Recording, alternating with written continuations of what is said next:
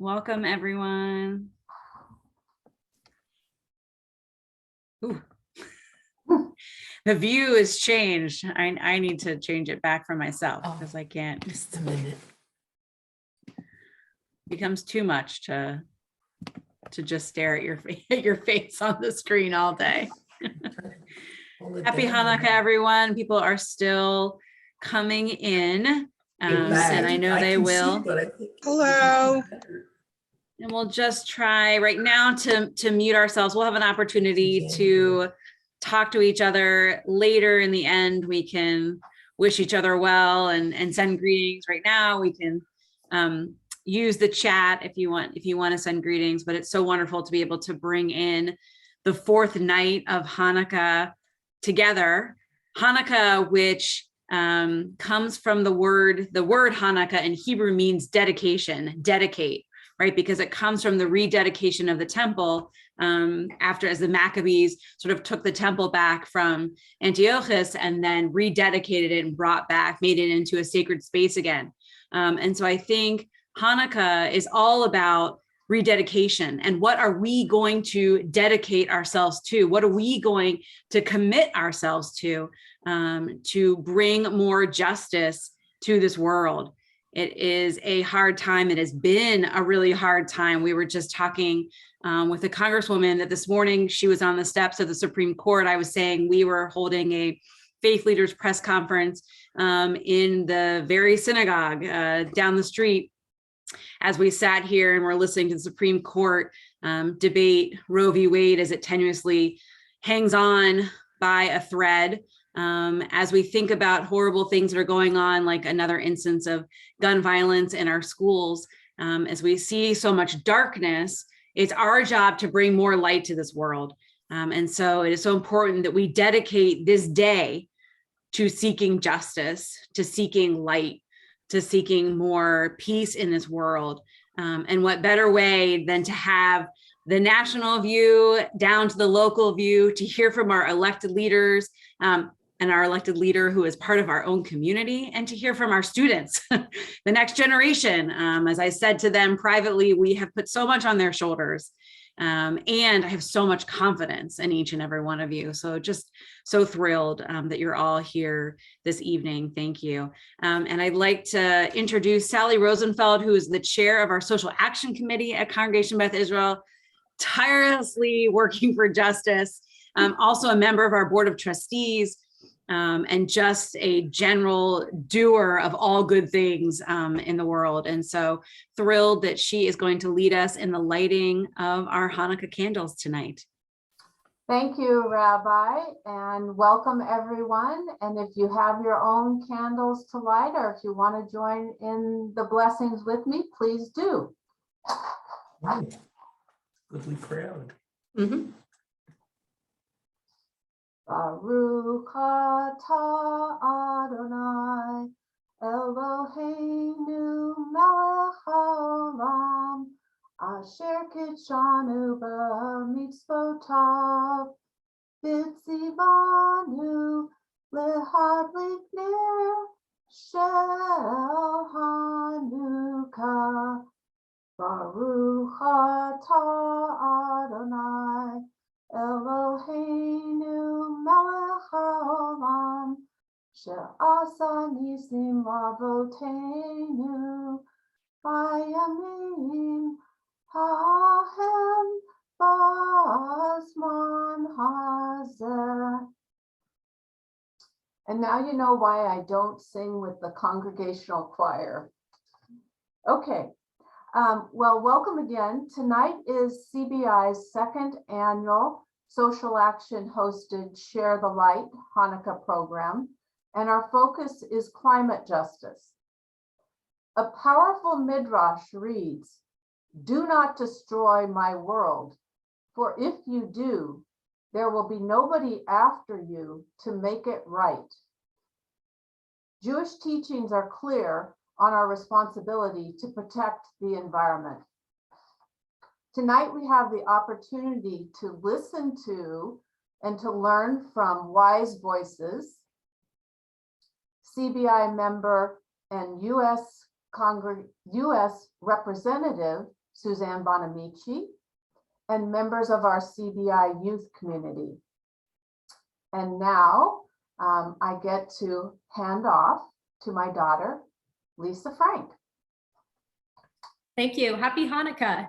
It's so good to be here with you all. I, of course, grew up in the synagogue, but I'm now in Washington, D.C. and really grateful to get to join you all on the Zoom tonight for Hanukkah. I have the good fortune of introducing Congresswoman Suzanne Bonamici tonight, who represents Oregon's 1st Congressional District. I was fortunate to intern for her during her very first term and can tell you from day one here in DC, she's been a passionate leader for climate change, for science education, for ocean protection, all issues that I know get to work with her and her talented staff on as the head of Environment America's Washington Legislative Office. We're a national network with 29 state environmental groups, including Environment Oregon, working to protect clean air, clean water, open spaces, and a livable climate. And today, Congresswoman Bonamici serves on the Committee on Science, Space, and Technology, and the Select Committee on the Climate Crisis. She co-chairs multiple caucuses focused on science and the environment. And I believe she's recently returned from the United Nations Climate Change Conference in Glasgow. So looking forward to hearing from you tonight. And I will turn it over to you, Congresswoman. Well, thank you so much, Lisa. Thank you, Sally. Thank you, Rabbi. But really, thanks to everyone. Happy Hanukkah to you all. I'm really glad to be here to help celebrate the Festival of Lights. And we do need, as Rabbi Rachel was saying, we do need that light. It can seem so challenging and so dark sometimes that having this light, the days are dark, it gets dark really early, and to have the lights of the Hanukkah candles really makes a difference, and we need that brightness and that light in our world. And I'm also happy to be here to really talk about the importance of climate justice. Thank you, Sally, for leading the Social Action Committee. I've been involved for years, and we know that climate change is here. The science is undeniable. In fact, the last Intergovernmental Panel on Climate Change report said this is a red alert for humanity. And it's disproportionately affecting communities who already face systemic oppression. We know, just like COVID, climate change does not hit everybody equally, very disproportionate effects. So climate change policies, as a policymaker, we understand that policies have to address the historic inequities, racial inequities, for example. Marginalized groups have suffered as a result of discriminatory policies. And achieving climate justice really is a moral imperative. And I think about Tikkun Olam. Addressing the climate crisis truly is repairing the world. And I recently, in preparation for going to the Conference of Parties, the COP in Glasgow, we met with one of the vice presidents from the European Union from the Netherlands. And he said, if we don't address climate change, if we don't transition to clean energy, our children and grandchildren will be fighting wars over food and water. So we know that this is imperative. And we know that as we transition, it must be a just transition. So I'm going to talk about this a little bit more, but first I wanted to share just a couple of updates about things we have been doing in Washington, D.C. We did pass a significant $1.2 trillion infrastructure bill, most significant investment in infrastructure really in our history. And there are several provisions with climate justice angles. And here are 3 examples. For example, Black families are 9% less likely to have high-speed internet than white peers, and Latinx families are 15% less likely. And the infrastructure bill invests in broadband expansion.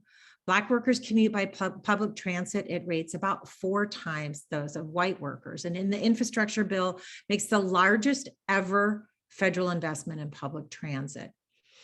Third, there are about 10 million homes with lead service lines and pipes, and those are predominantly in communities of color. The infrastructure bill makes the largest ever investment in clean drinking water, in making sure that there's lead-free pipes in homes.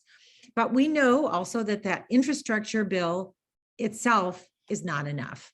So the House has passed something called the Build Back Better Act, which complements and really does significantly add to the infrastructure bill and really would result in the most meaningful climate investment in history. And here are a few examples of the climate justice intersections in that bill. It enhances the provisions in the infrastructure bill by allocating more money to replace lead pipes and lines, to expand electric vehicles and electric vehicle charging stations, and to increase transit opportunities. We know transportation is a significant contributor of greenhouse gas emissions.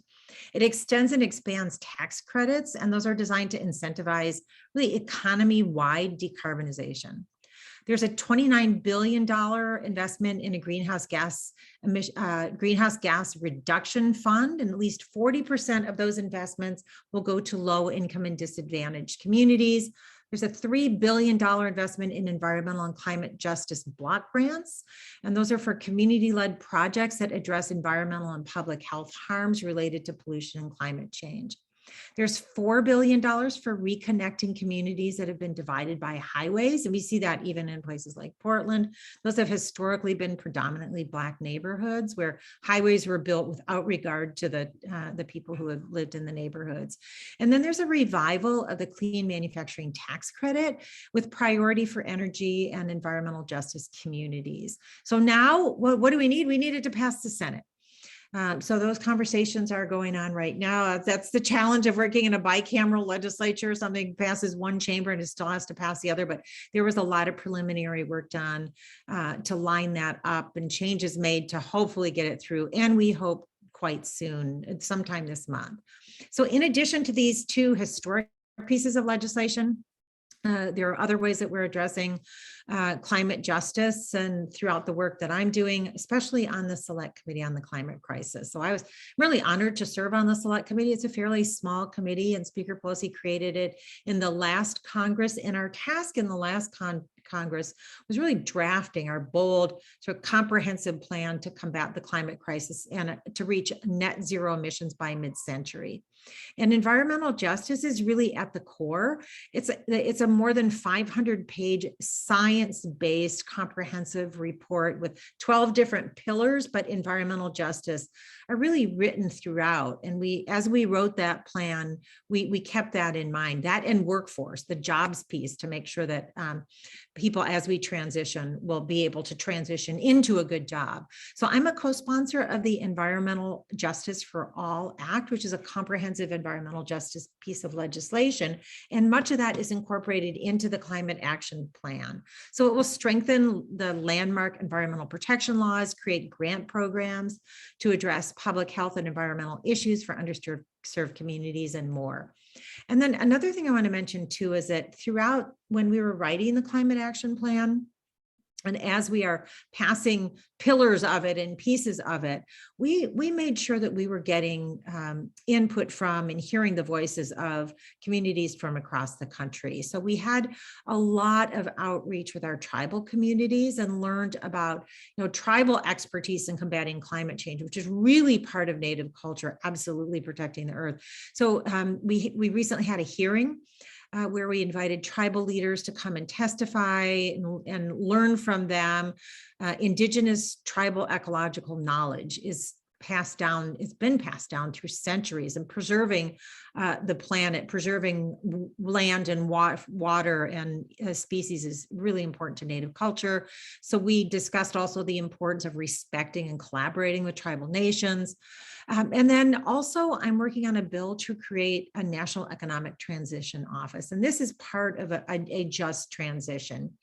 We know that some communities will be harder hit than others. Communities that are right now very dependent on fossil fuel and energy sources that we know we need to transition away from.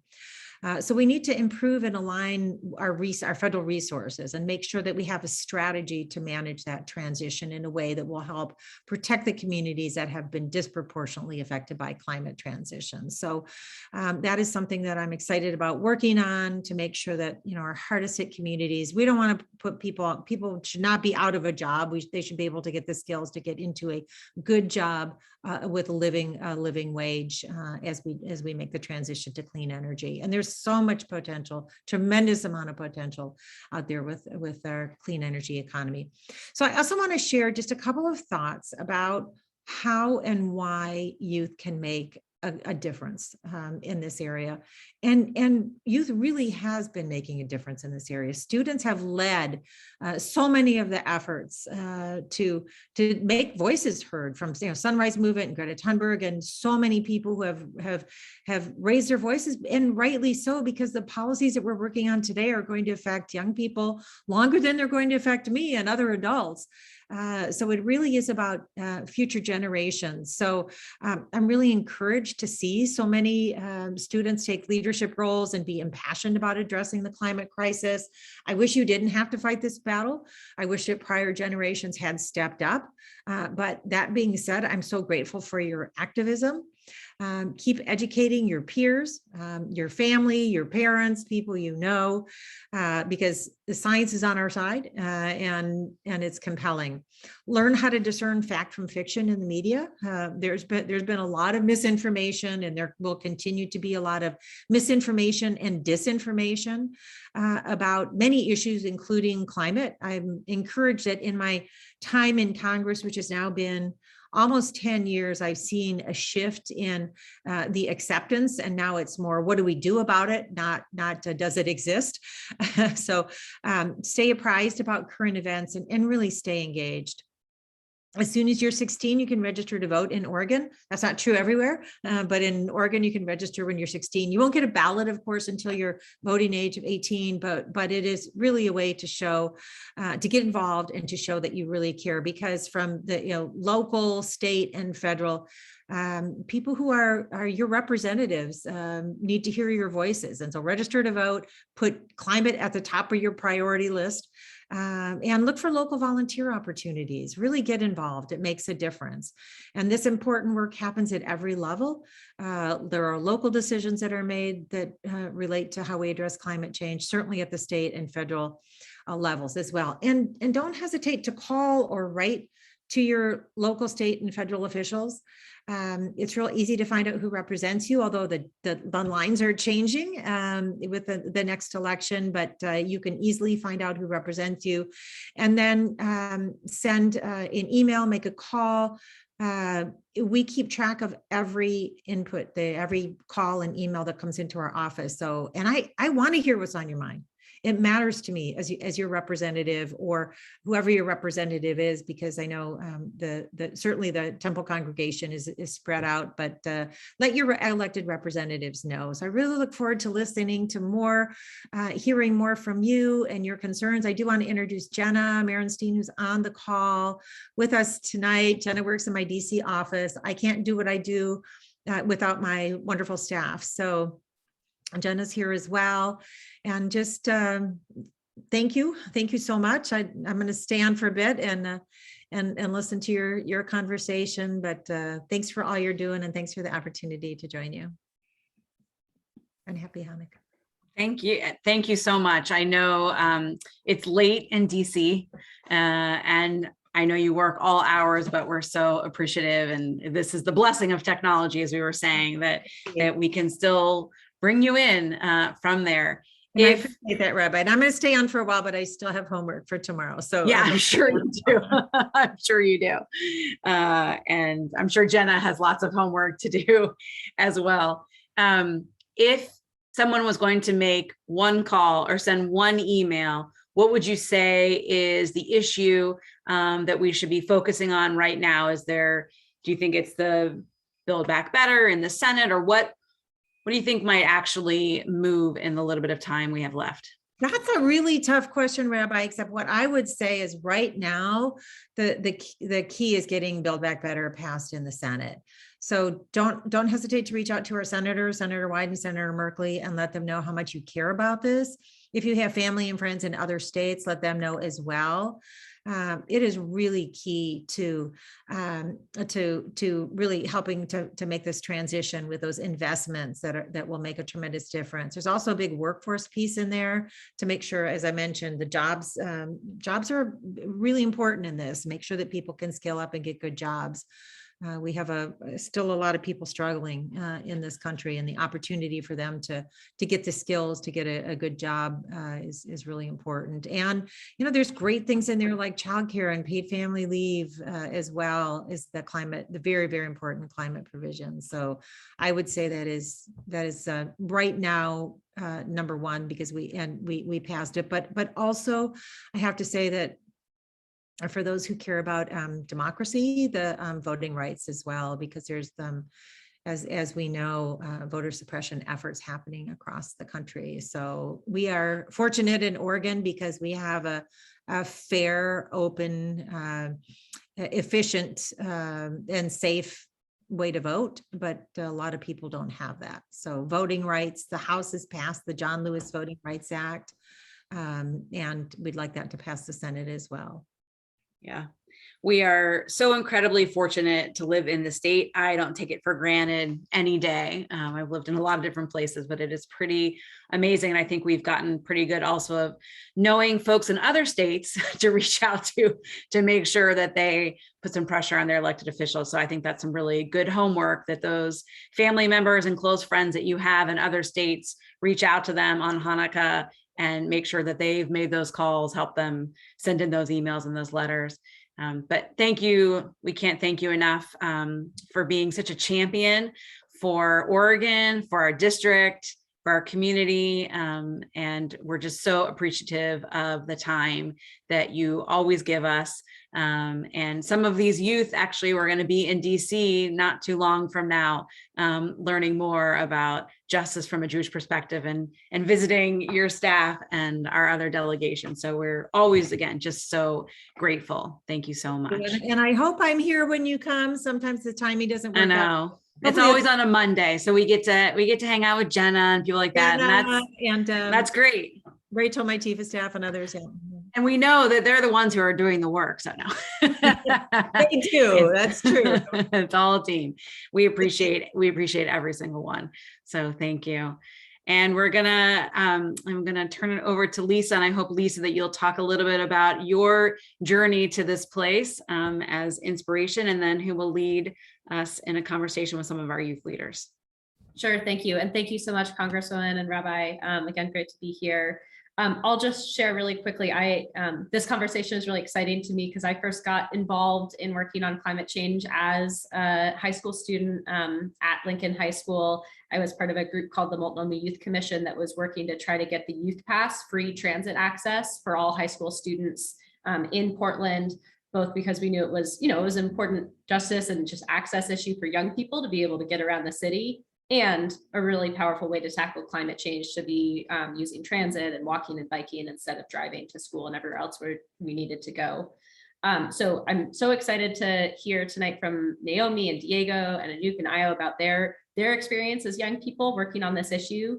I'd love to just start, I think, with having each of you all introduce yourselves with your name, your school, your grade, and then what motivates you to work on climate change and have this conversation tonight. And why don't, Naomi, do you want to kick us off? Yeah. Hi, I'm Naomi. I use she, her pronouns. I'm a sophomore at Grant High School. What motivates me to work on work for climate justice or to care about this is the fact that it's really like my generation's future. If we don't do anything, it's not going to get any better. I don't want to live in a world where we have like intense extreme heat every summer, or super hazardous smoke, or have freak ice storms that are just going to get worse. I want to live in a world where there's justice and where everyone has a right to a livable future. Definitely. Hello. Diego, how about you?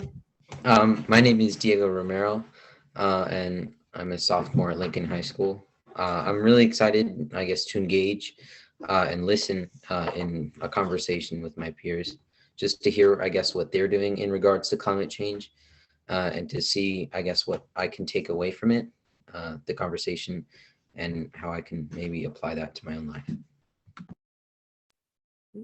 And Anouk? Hi, my name's Anouk Cohen. I'm a freshman at St. Mary's Academy. I'd say what motivates me, and I use she, her pronouns. I'd say what motivates me to work towards climate justice is the kind of like the privileges and the idea that the privileges that certain states or certain areas have, and how it could be kind of more global in the future. Hi, I'm Jo. I use they, them pronouns, and I also attend Academy with Nook. What motivates me is it is our generation that will have to deal with this later. And as we know, things are changing rapidly.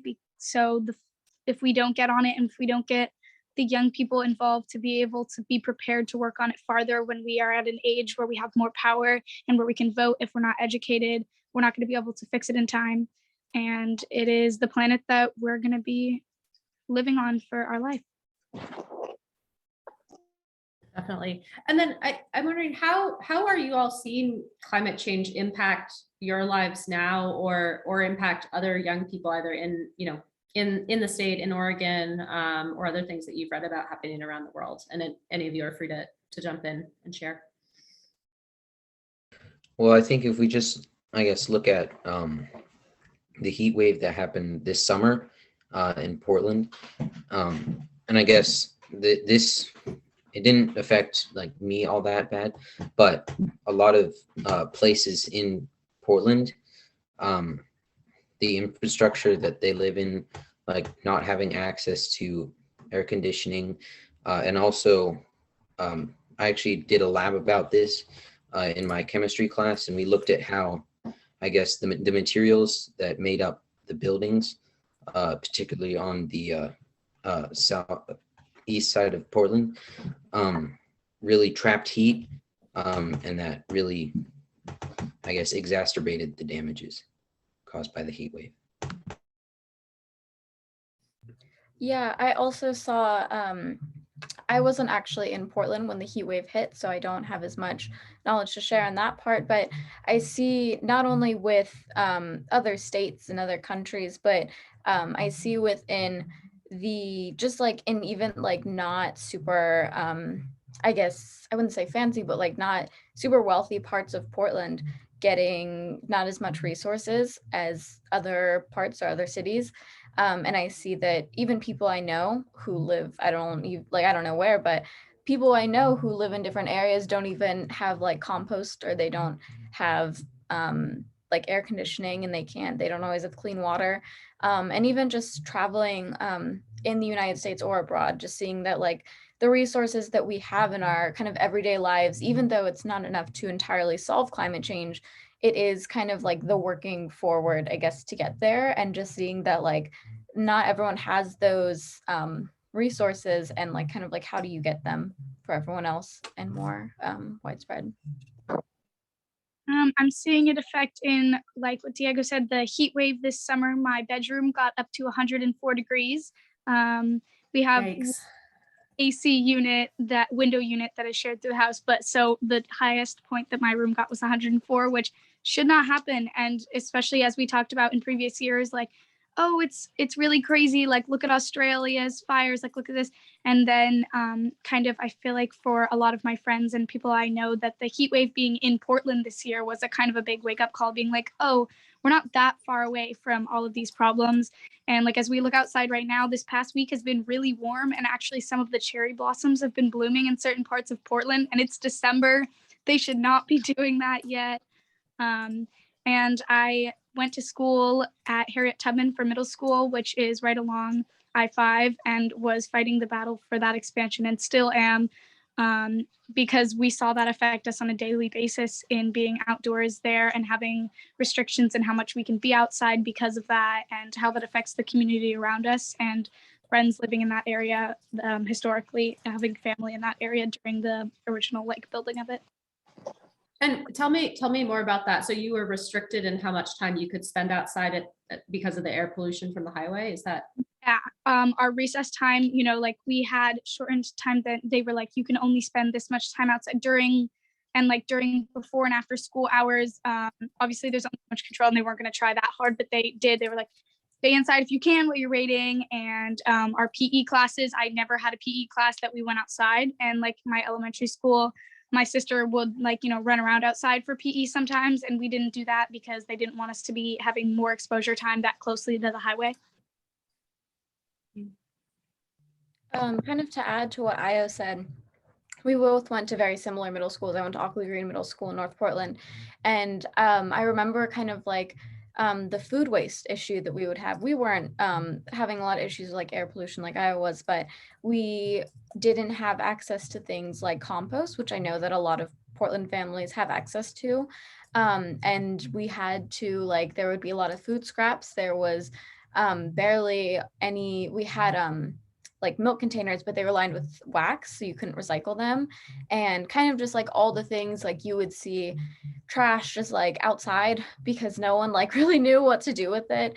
And like we went to outdoor school in 6th grade and they were like, okay, we're gonna like clean up and like pick up trash, which was fine, except for the fact that they were encouraging us to pick up trash, but they were also contributing to climate change by the fact that they were lining all of their single-use items with wax instead of like choosing the more sustainable action.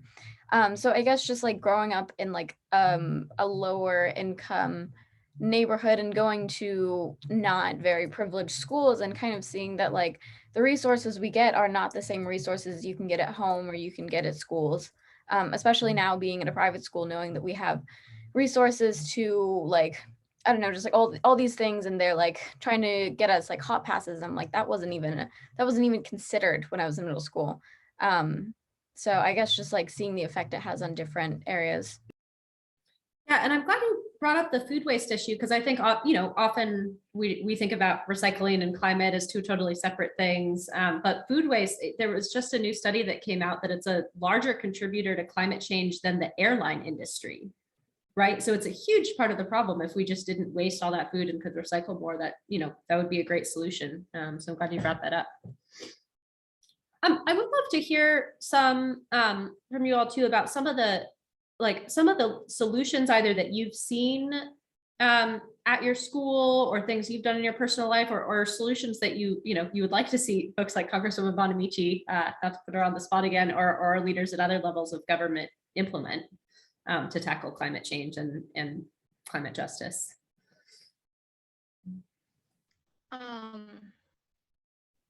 Sorry, is it okay if I speak? Yeah, go ahead, Naomi. Yeah, one thing I think is important to remember that I think when I was growing up, a lot of the narrative around climate change was like the polar bears are dying, like the ice is melting and we need to like turn off the lights and turn off the water when you're brushing your teeth and like reduce, reuse, recycle. And while all of that is really important, I think it's also really important to remember that we're not going to solve climate change solely by doing those things. And the way that we're really going to stop this is by holding like fossil fuel companies and corporations accountable and by tackling it on a bigger level than just our personal lives. Something that people may not know is that a lot of times people talk about carbon footprints, like how are you going to lower your carbon footprint? And while doing things like that and like taking public transportation instead of driving cars is really important, I also want to point out that the whole idea of a carbon footprint of like the idea of people having to take like responsibility in their lives of their carbon emissions was created by fossil fuel companies to put the blame and the pressure on individuals for solving the problems that they created. So while there's a lot of stuff that we can do in our individual lives, we really need to hold them accountable because they created this problem and we're not going to let them get away with forcing all of the solutions on us. Definitely. And Naomi, what would that ideally look like to you? Like what would that world be like in a world where we were holding the industries accountable for pollution? I think that would mean like stopping pipelines that are carrying oils, especially through indigenous lands. Like I'm specifically thinking of like the Line 3 pipeline in northern Minnesota, replacing pipelines like Line 3 and a bunch of other ones are really terrible for our environment and also threaten indigenous rights and sovereignty. And I think also if corporations weren't getting funding for fossil fuel projects. And another thing that's kind of related is if we could kind of, like earlier we were talking a bit about how transportation is so deeply tied to climate justice. Like in Oregon, about 40% of carbon emissions come from transportation. So I think another way that we can hold big agencies accountable is by trying not to expand more roads and highways that are only going to increase more emissions and create more emissions for cars. Can I just add, that was incredibly insightful, Naomi. I had the opportunity just a few days ago when I was in Oregon to drive an electric truck.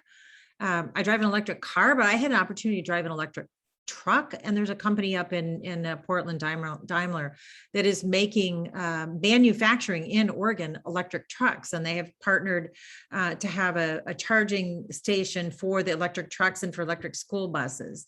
So, I mean, there's some really, it's not nearly enough scale yet, but right here in Oregon, in our home state, there's some work going on to transition, because you're right, transportation emissions are a significant part of emissions, but to have that work happening right in Oregon, we could really be a leader and say, we need to get our kids out of diesel school buses and into electric school buses. And we need to get, when freight trucks are out there, I mean, goods have to get to market, they should be going in electric trucks. And so there's some great work being done there that we can be proud of. But like I said, it's not enough yet, but the work is being done. And your comments were incredibly insightful, Naomi. Thank you so much. I'll second that and say that the Build Back Better Act that Congresswoman Bonamici mentioned also includes funding to electrify and clean up air pollution at ports too. So the Port of Portland is one of the most polluted areas in the city and has been for a long time. And so there's a lot of solutions out there if we only tap them, I think, to solve these problems.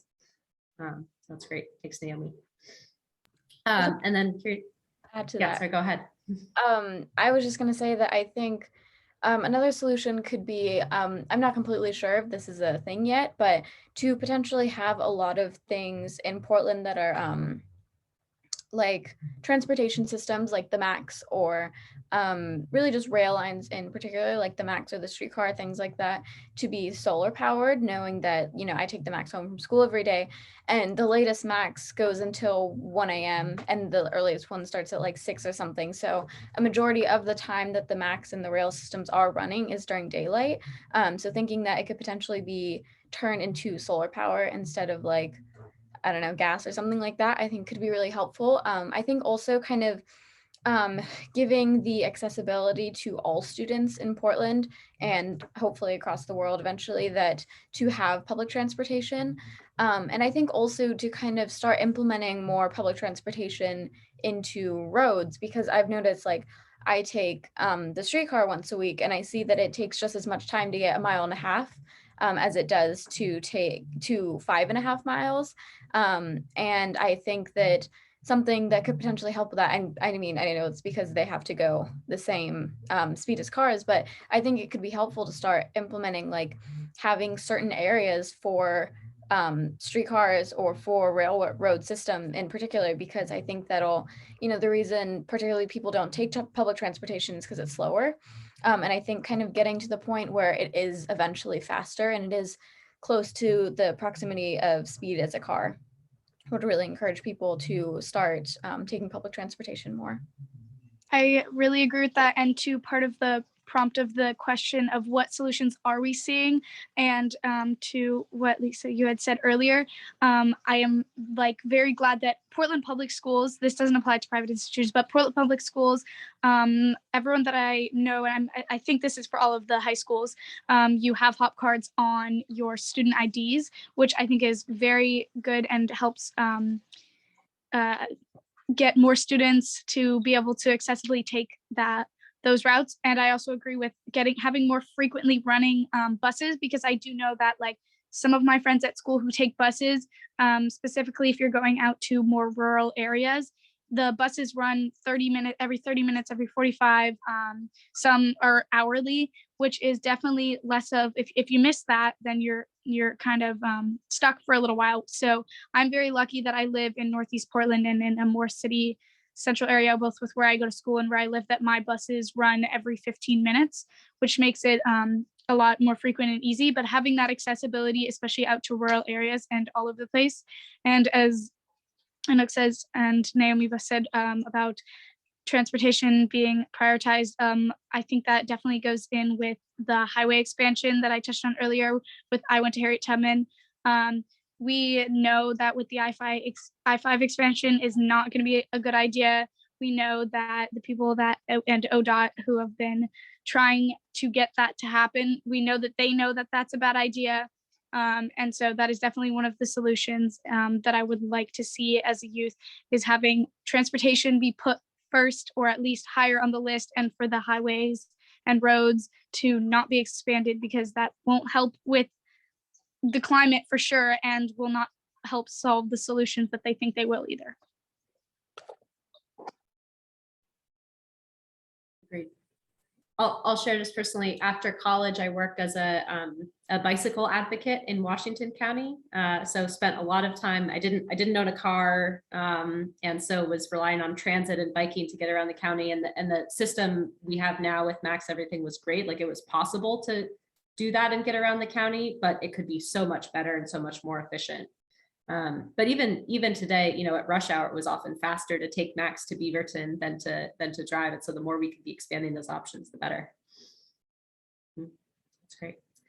And then About yeah, go ahead. ferry, there's a ferry proposal too to help to transport people from up the river into downtown, to keep people off the roads, and they're looking at powering that with renewable sources. So very exciting. There's a lot of work being done too in terms of storage, like you were mentioning. Somebody was mentioning, I think it was Anouk was mentioning could the transit be solar powered? There's a lot of work being done in terms of storage as well.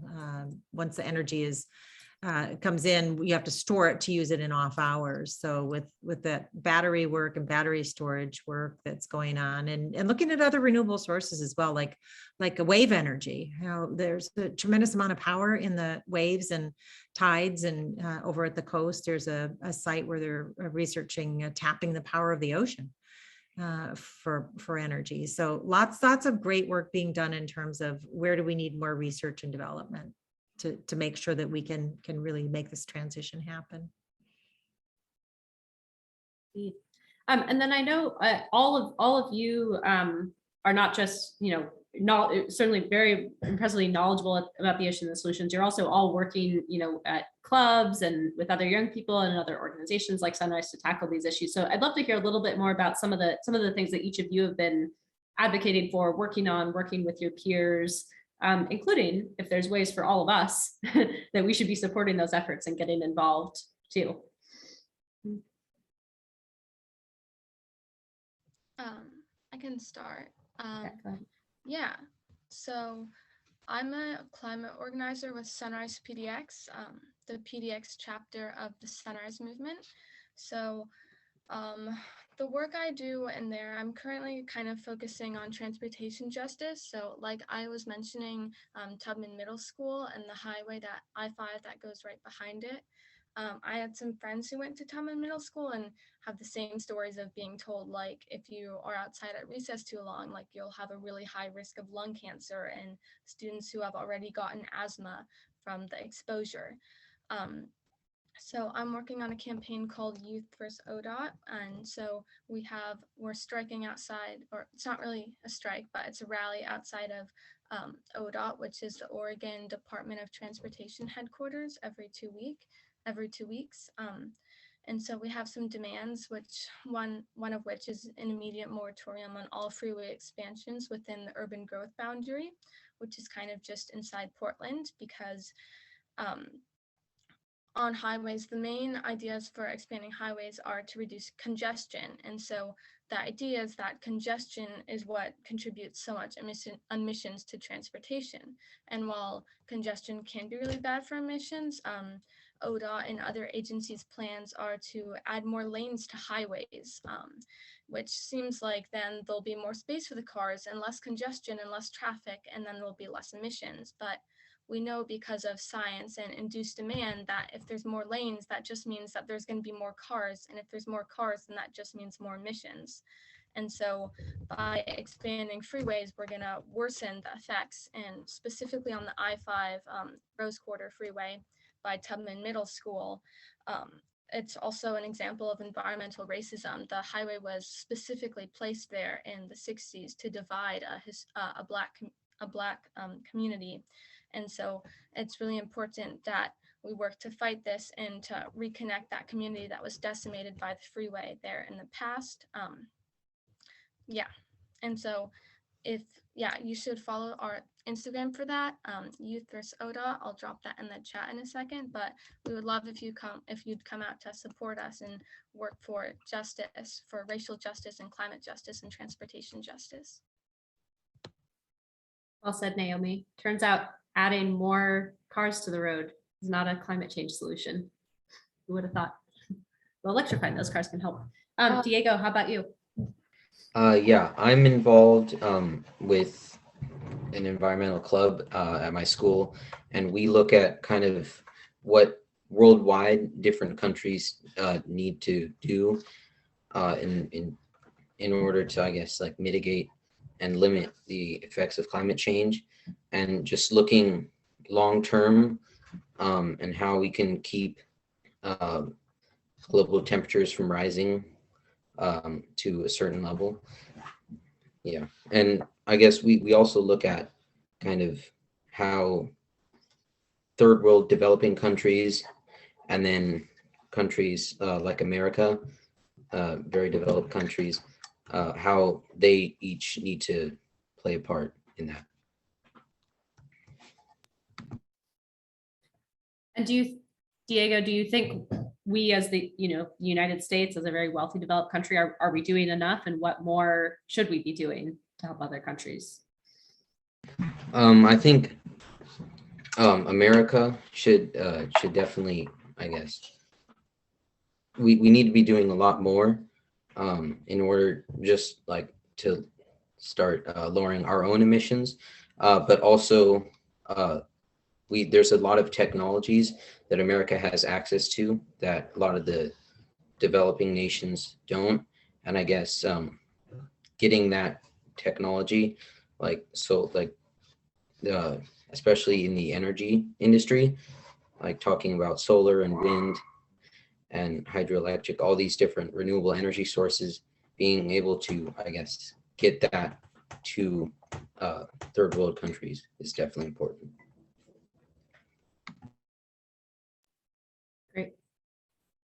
And Anouk, how about you?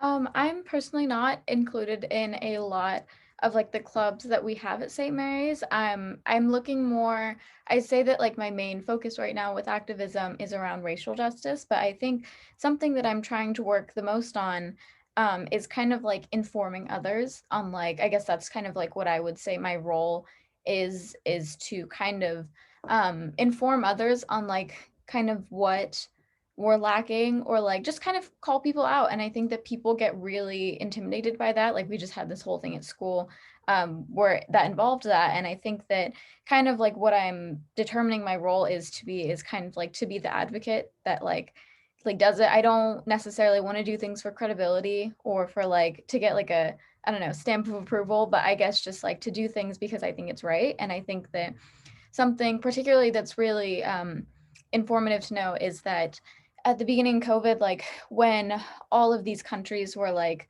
having a really difficult time, a lot of my close family friends were saying, stuff like they were judging. My parents are self-employed, so they have to go to work still. And they were like, oh, you're like risking people's lives.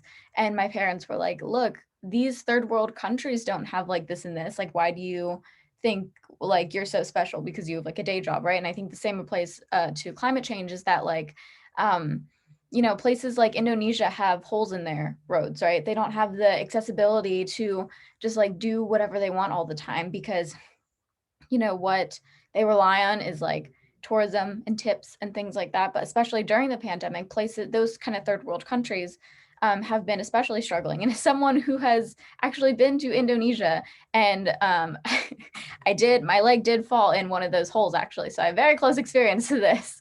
But as someone who's been there, just knowing that like it's privileged of us to be able to even have roads. And I know there's so much more that America can do, but like kind of to inform others and have those hard conversations of like, we're not the like, we shouldn't be considering ourselves as like the highest people in the world right now. Like there's much we can do in America, but we need to also focus on like what the rest of the world needs help with, because we're like, I guess just like we're contributing to it, and we are also the ones who are not struggling as much as we could be. So I guess just like what I'm determining my role is to be kind of the informative person. So yeah. Thank you. And Io, tell us more about, you shared some about some of the impressive advocacy that you've been doing around freeways, but tell us more, and especially if there's ways that we can all be supporting your efforts. Naomi worded it really well. I've been also trying to show up to, in the beginning, I was at, I went to every one of the biweekly outside of Odot marches. I have not been as good at showing up to those, but we have grown so much in numbers from the beginning when we had just a few people to actually having someone that you could somewhat consider a crowd. So definitely showing up to those is a big deal. That would really help. I also transitioning into a new school and very different environment for me. I am trying to figure out what my place looks like at St. Mary's in terms of what I can do to help there. I haven't fully figured out what that looks like for me, but when we had the global climate strike, school strike that happened a couple months ago, I helped with a junior who is there to organize students at St. Mary's to show up to that and to know why they need to be there. And at my previous school and working with Youth v. Odot strike and not strike, Youth v. Odot stuff, I had testified against Odot a couple times. And I think being at those testimonies too, when those happen, and being at those meetings, keeping yourself informed and knowing what's happening with that, because what they really like to do is slip information under the radar so that people won't, if you don't, like we talk about how important it is to educate, if you don't know what's happening, you can't be either for it or upset about it if you don't know. So making sure you're informed on local issues and showing up for the youth who are trying really hard to get these things done. Great. And then last question from me for each of you tonight. Do any of you see yourself running for office in the future? And if so, which office?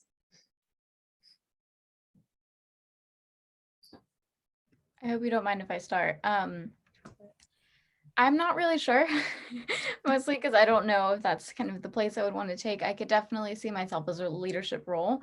And I think that people have definitely told me over the years of, oh, she's going to be a lawyer, she's going to be the first woman president or something.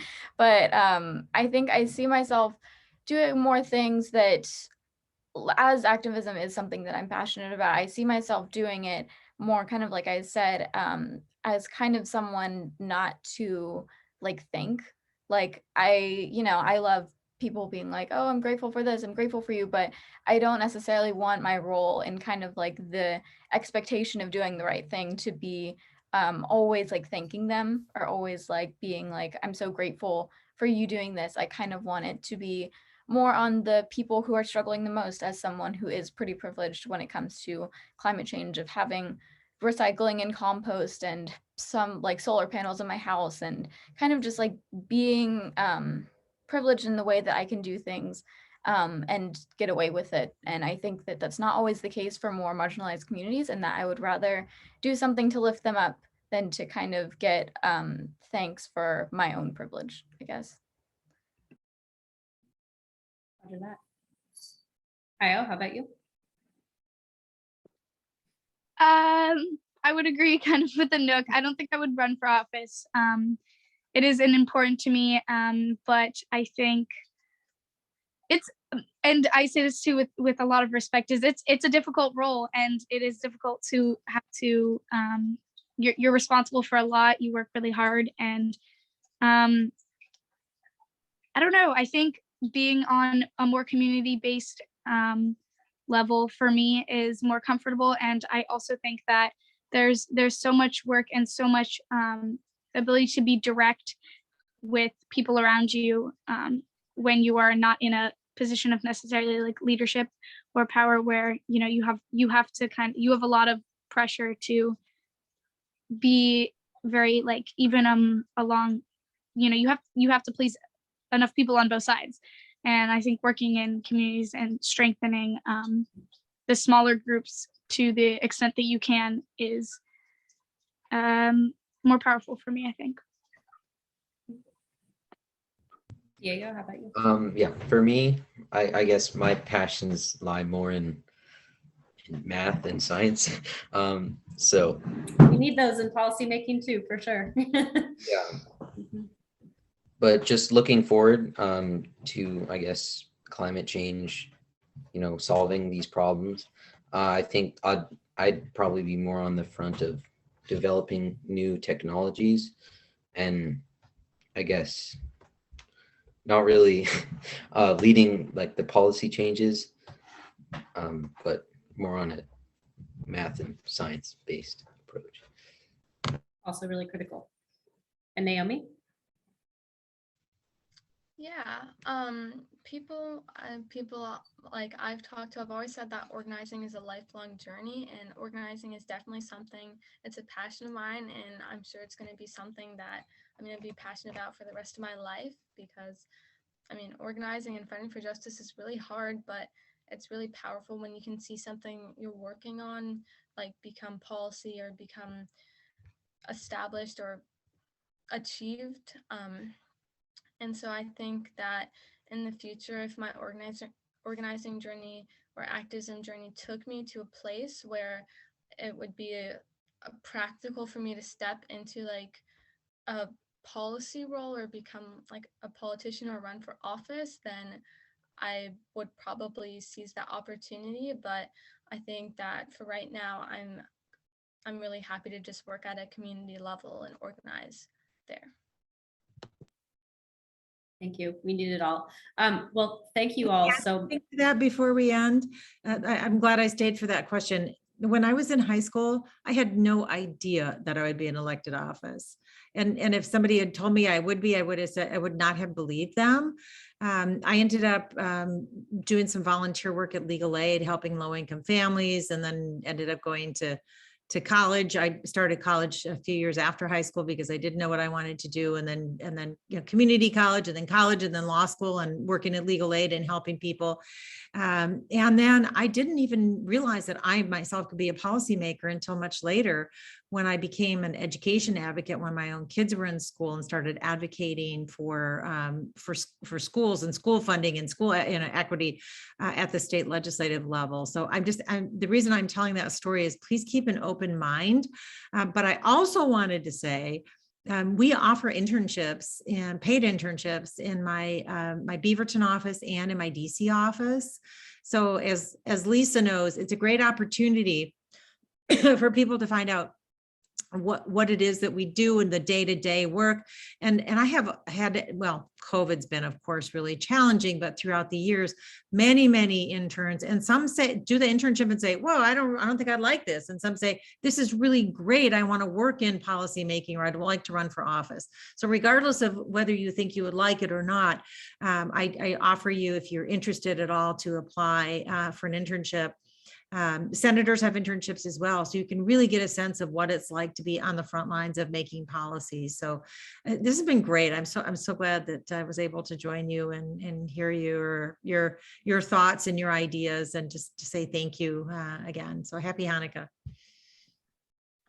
I also want to thank you. So I want to thank every one of you so much. I'm ready to work on any of your campaigns in several years when you change your mind. I too, as most of you know, worked in Washington for many years before I became a rabbi. So our paths take us on in many different directions. Somebody asked me today if I was going to run for office. So it can keep going, where people will ask you and push you. And there's so many ways to affect change. And I am so inspired. I'm inspired by you all every day. And I'm inspired by your willingness to come and be a part of this conversation in front of, you didn't know who was going to be in front of, whoever shows up, and to have the Congresswoman stay and engage with you.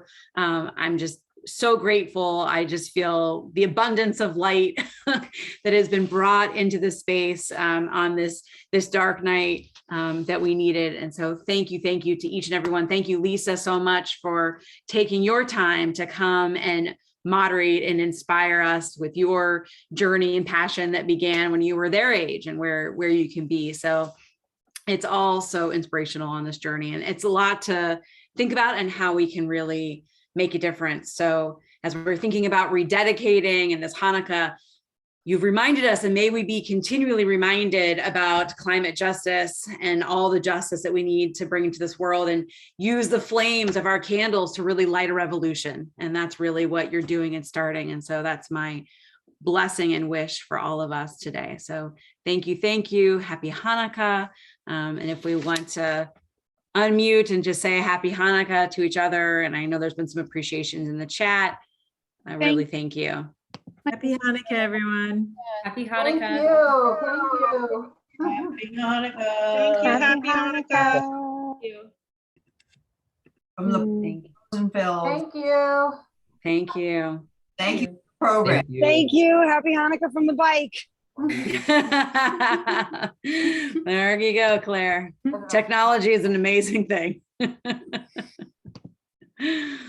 Thank you. And I said, Lisa, thank you so much. Tracy, thank you so much for running all the behind the scenes. Sally, for being the leader every day. Thank you. Thank you. Oh, I do not want to be. Bye-bye.